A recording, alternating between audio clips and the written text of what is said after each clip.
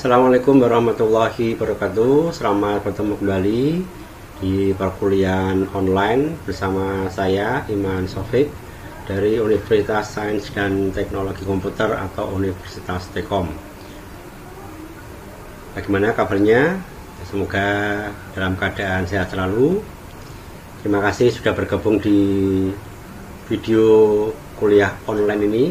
Untuk hari ini kita akan membahas materi tentang output device. Jadi alat-alat yang berkaitan dengan output atau keluaran di dalam komputer. Oke, mari kita ikuti bersama-sama.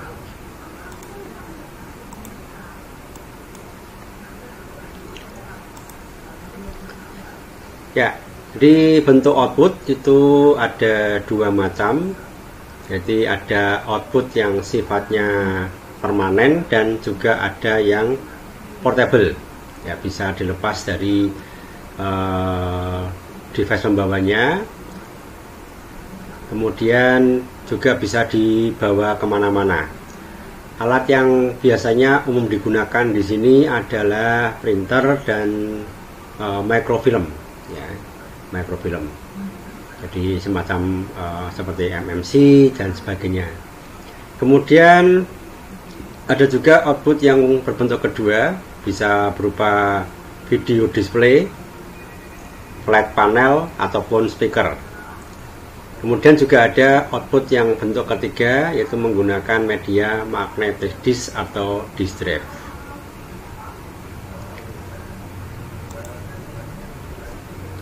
Ya, kemudian mengenai macam-macam peralatan output, ada printer, ini juga terbagi lagi menjadi beberapa macam. Ada line printer, kemudian juga ada printer dot matrix. Ya, dulu awal-awal printer pertama kali muncul tren yang dipakai di rumahan ini dot matrix. Kemudian juga ada inkjet printer, ya sudah menggunakan tinta. Kemudian ada laser printer, ini menggunakan serbuk untuk jenis tintanya. Ada plotter, inkjet plotter, dan printer digital. Ya. Kemudian juga ada yang kedua adalah monitor. Ya, ini pun juga bervariasi dari mulai monitor tabung atau CRT, cathode ray tube. Kemudian teknologinya berubah menjadi ada LCD, liquid crystal display. Kemudian juga ada panel layar atau panel layar plasma, ya, jadi dengan ukuran yang lebih besar. Oke, kemudian yang ketiga ada speaker, ini output yang berbentuk suara, ya termasuk dalamnya ada headphone dan juga ada infocus atau proyektor yang disorotkan di dalam layar, di dinding ataupun di tembok, atau menggunakan layar tertentu. Oke, kita coba pelajari printer. Ya, jadi printer ini adalah sebuah alat output yang menghasilkan suatu gambaran data tetap berupa cetakan. Ya, berupa cetakan. Bisa di kertas, bisa juga di lembar yang lain seperti kain misalnya. Printer adalah jenis hard copy device karena keluaran hasil proses dicetak di atas kertas, ya, di berbentuk fisik. Ada berbagai macam jenis printer yang biasanya dipilih berdasarkan kecepatan cetaknya atau juga bisa kualitas dari hasil cetakan yang ditampilkan atau mungkin model, ya, model tampilan dari printer, dan juga ada juga yang menggunakan sistem cetak yang berbeda-beda. Oke, yang pertama kita mengenal ada line printer. Jadi ini generasi awal printer, ukurannya cukup besar. Jadi ini dinamakan dengan line printer karena nyetaknya per baris, ya. Jadi kemampuan mencetak satu baris dalam satu saat. Jadi dia ada semacam bagian yang nanti bergerak dari kiri ke kanan dan seterusnya. Ya. Line printer digunakan bukan untuk kualitas hurufnya, tapi diperlukan kecepatan dalam mencetak huruf baris demi baris. Jadi jenis huruf yang biasanya dipakai tidak begitu difokuskan, tetapi lebih ke hasil cetakannya ya. Kebanyakan menggunakan jenis huruf draft. Jadi secara umum line printer ini sanggup mencetak 300, bahkan ada yang sampai 6000 baris dalam 1 menit atau LPM, line per menit, yang tergantung jenis dan merek dari printernya tadi. Ya, kemudian ada printer dot matrix. Nah, ini printer yang sudah mulai masuk ke perumahan. Jadi kalau yang line printer tadi biasanya untuk industri. Ya, printer dot matrix adalah pencetak yang resolusinya masih sangat rendah. Printer ini jenis suaranya cenderung keras ya, karena ada bagian yang tadi bolak-balik ke kiri dan ke kanan. Untuk mencetak gambar pada umumnya kurang baik, karena gambar yang tercetak terlihat seperti tanda titik-titik yang saling dihubungkan ya, makanya dinamakan dengan dot matrix ya. Jadi matrix itu kan ada sumbu X, ada sumbu Y. Nah, sumbu X dan Y tadi bertemu sehingga membentuk titik-titik. Nah, titik-titik inilah yang nanti akan menghasilkan sebuah gambar ataupun objek yang dicetak pada kertas tadi. Ya, printer ini pada umumnya terkenal bandel, awet ya.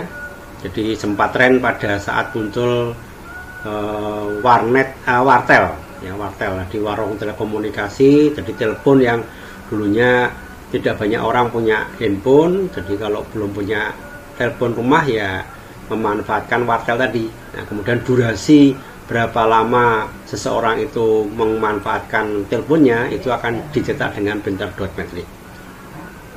Ini banyak juga dipakai di kasir ya. Nah, biasanya relatif harganya lebih murah ya. Ini bervariasi, ada yang berwarna, ada juga yang hanya menampilkan warna hitam. Untuk printer yang berwarna menggunakan pita yang mempunyai 4 warna. Jadi pita tadi dari mulai baris paling atas ada semacam gradasi, dari mulai hitam, biru, merah, dan kuning. Sedangkan kalau yang printernya tidak berwarna, hanya warna hitam, jadi hampir mirip seperti mesin ketik zaman dulu ya, yang harus menggunakan pita ya. Bedanya kalau pita pada mesin ketik itu dibentuk dalam bentuk lingkaran, jadi ada tabunya. Sedangkan kalau printer ini sudah dimasukkan ke dalam sebuah kotak ya, kemudian kalau kita buka isinya ada pita printer yang dimaksud. Sempat tren juga waktu itu bisnis untuk memberikan tinta baru ya, karena daripada membeli tinta yang baru, ada juga yang tinta lama kemudian dikasih tinta lagi ya. Memang agak blobor tapi cukup untuk bisa mengatasi masalah pada saat itu. Kemudian ada inkjet printer ya, ink, jadi sudah menggunakan teknologinya pakai tinta. Jadi alat cetak yang sudah menggunakan tinta untuk mencetak, dan kualitas untuk mencetak gambarnya relatif lebih bagus ya. Hasil cetakan biasanya lebih lama keringnya. Jadi kalau nyetaknya banyak kemudian bertumpuk ya, bisa jadi kertas yang ada di atasnya itu masih terkena tinta dari kertas sebelumnya ya. Makanya ini perlu segera diambil kalau nyetaknya berbentuk blok ya, terutama atau gambar. Kalau teks begitu keluar ya butuh waktu relatif lebih cepat lah untuk keringnya ya. Kemudian suara yang ditimbulkan relatif juga lebih rendah ya, sehingga tidak menimbulkan gangguan pada lingkungan sekitarnya ya. Kemudian jenis ini tidak bisa mencetak secara rangkap. Jadi kalau teknologi yang dot matrix tadi karena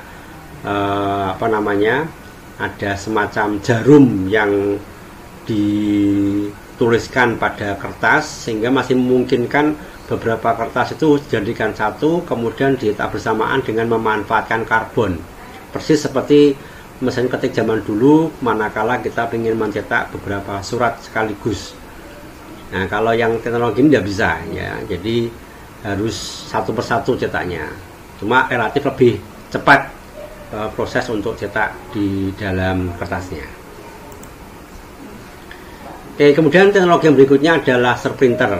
Nah, ini laser sudah hampir mirip dengan mesin fotokopi, dan kemudian memanfaatkan bukan lagi pakai tinta tetapi jenisnya pakai serbuk, pakai serbuk. Kemudian juga ada alat pemanasnya. Ya, jadi daya cetaknya ini juga cukup cepat ya. Nah, rata-rata bisa sampai dengan 10 lembar per menitnya.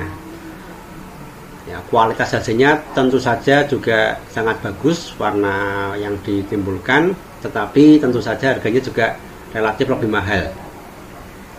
Ya.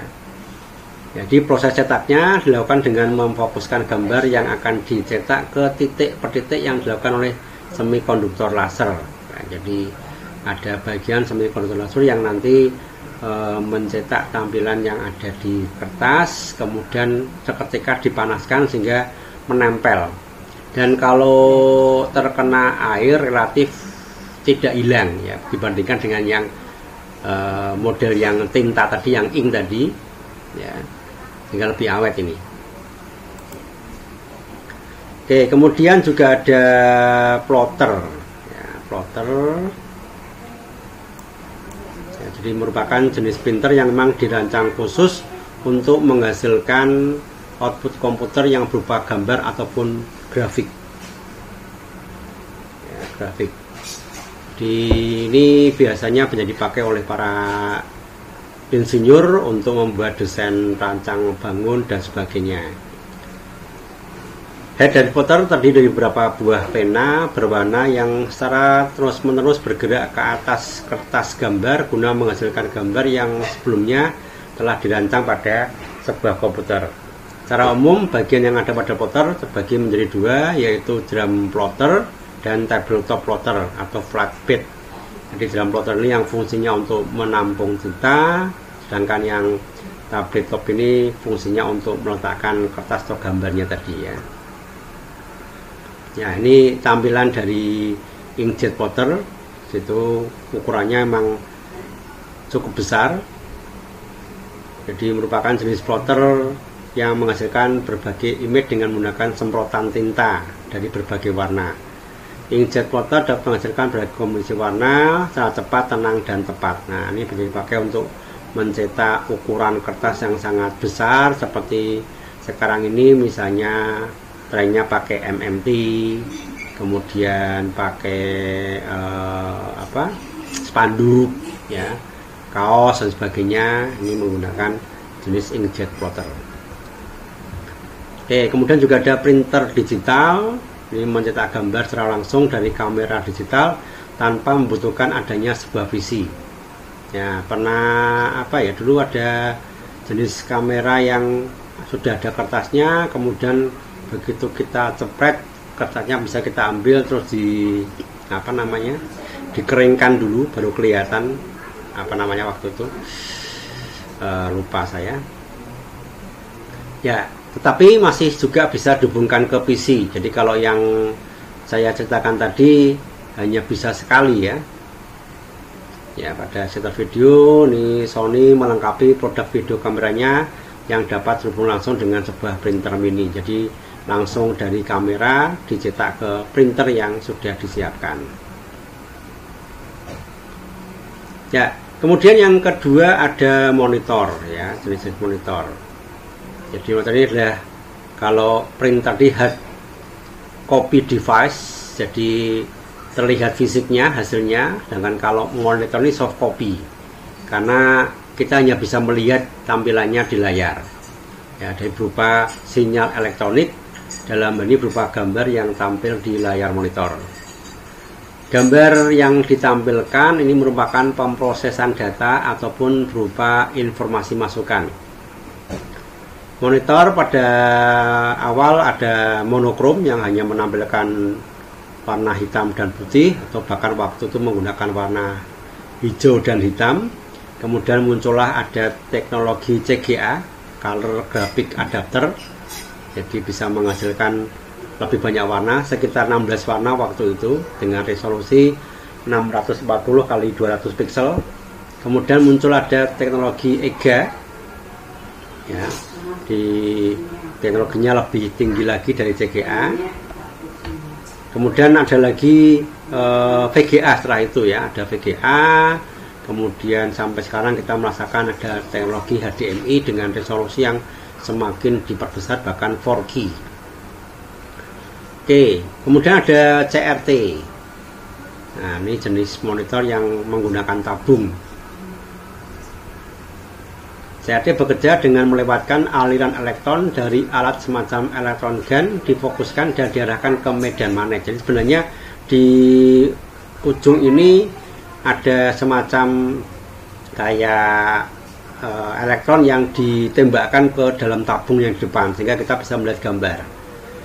Nah, karena dia menggunakan tembakan elektron ya ke dalam tabung ini, maka kalau ditampilkan dalam waktu yang lama itu bisa jadi tabungnya akan panas dan bahkan sering ada kejadian rusak atau bahkan meledak.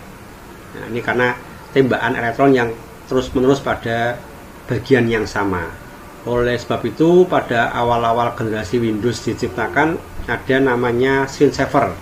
Nah, screensaver ini fungsinya untuk melindungi layar dari panas yang berlebihan ya, sehingga posisi elektron tadi dipindah-pindahkan ke bagian layar yang lain.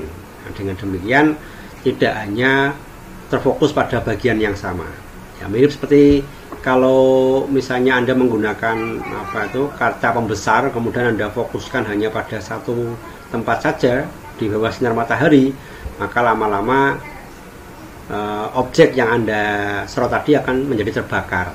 Nah, kira-kira seperti itulah cara kerja dari screensaver.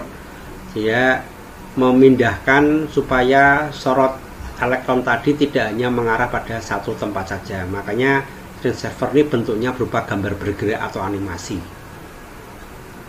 Ya, warna akurat yang bisa memberikan warna yang lebih kaya dalam spektrum penuh dibandingkan dengan monitor LCD. Ya, kemudian muncullah teknologi LCD, tidak lagi menggunakan tabung, tetapi menggunakan liquid crystal display, ya, sehingga dengan demikian satu ukuran layarnya menjadi lebih tipis dan juga tidak lagi menggunakan elektron cahaya untuk ditembakkan ke depan tabung tadi. Nah, sehingga dengan demikian panasnya pun juga bisa lebih direduksi. Ya, dikenal juga dengan istilah monitor flat atau layar datar ya, dengan resolusi yang rendah yang memiliki kemampuan sampai dengan jutaan warna. Prinsip kerjanya mengandalkan sifat polarisasi, jadi sekumpulan garis paralel yang sangat halus. Melalui filter polarisasi inilah cahaya dari sumber latar belakang disaring untuk kemudian diputar oleh kristal cair dan disaring lagi sebelum keluar pada display. Nah, dengan demikian maka sebenarnya layar ini, monitor ini itu di belakangnya berupa cairan. Nah, maka misalnya saja ada satu bagian yang pecah ya, maka kristal air tadi bisa menetes ke bawahnya. Karena bawahnya tidak bisa menampung, muncul lagi di bawahnya. Maka tidak heran kadang-kadang muncul ada garis pada monitor jenis LCD ini. Nah, itu karena ada kristal cair yang pecah, kemudian netes, memecah bagian bawahnya lagi, dan seterusnya sampai bawah. Ya. Nah, ini pada umumnya bentuknya ramping, datar, ringan, dan lebih tipis. Ya. Ya, kemudian ada panel layar plasma atau PDP. PDP adalah jenis display panel atau layar datar yang untuk ukuran TV yang sangat besar, umumnya di atas 80 cm. Walaupun sekarang juga ada teknologi LCD atau LED yang juga sudah sampai ke ukuran yang hampir 1 meter. Gambar monitor plasma untuk penggunaan display lebih bagus sesuai dengan kebutuhan yang digunakan, baik itu dari segi tampilan ataupun harga, ya, tentunya lebih mahal ya dibandingkan dengan monitor tabung atau CRT tadi. Ya, output yang berikutnya adalah speaker. Ini untuk menghasilkan keluaran berupa suara. Ya, nah ini untuk menampilkan suara, Anda membutuhkan yang namanya sound card ya, jadi sebuah output dari komputer yang nanti terhubung ke speaker ya. Ini juga semakin banyak, ada juga bisa menggunakan sekarang bahkan shortcut extender ya, bisa dari luar ya. Apabila Anda mendengarkan lagu melalui komputer yang terhubung internet dan terhubung pada saluran pemancar radio online, maka unit keluaran yang dibutuhkan adalah speaker ini, atau bisa menggunakan headset atau handphone. Frekuensi suara yang bisa didengar ya, nah untuk manusia ini antara 20 Hz sampai dengan 20 kHz sesuai dengan rentang pendengaran pada manusia.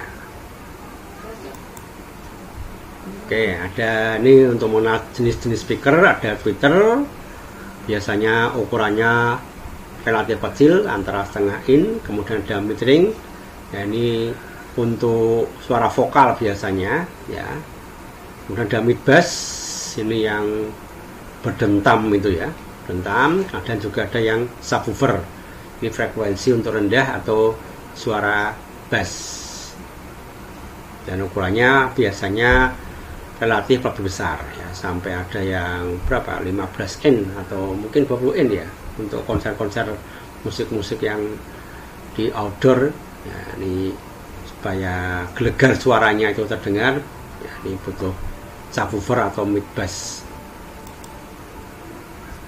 ya. Kemudian headphone ya, ini headphone sebenarnya fungsinya sama kayak speaker, cuma relatif suaranya kecil dan diperdengarkan langsung di gendang telinga ya.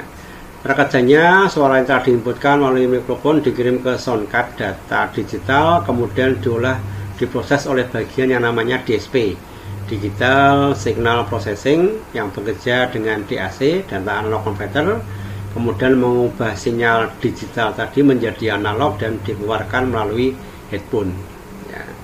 Headphone sekarang juga bermacam-macam, dari mulai yang ukurannya besar sampai kecil, bahkan menggunakan teknologi Bluetooth yang tanpa menggunakan kabel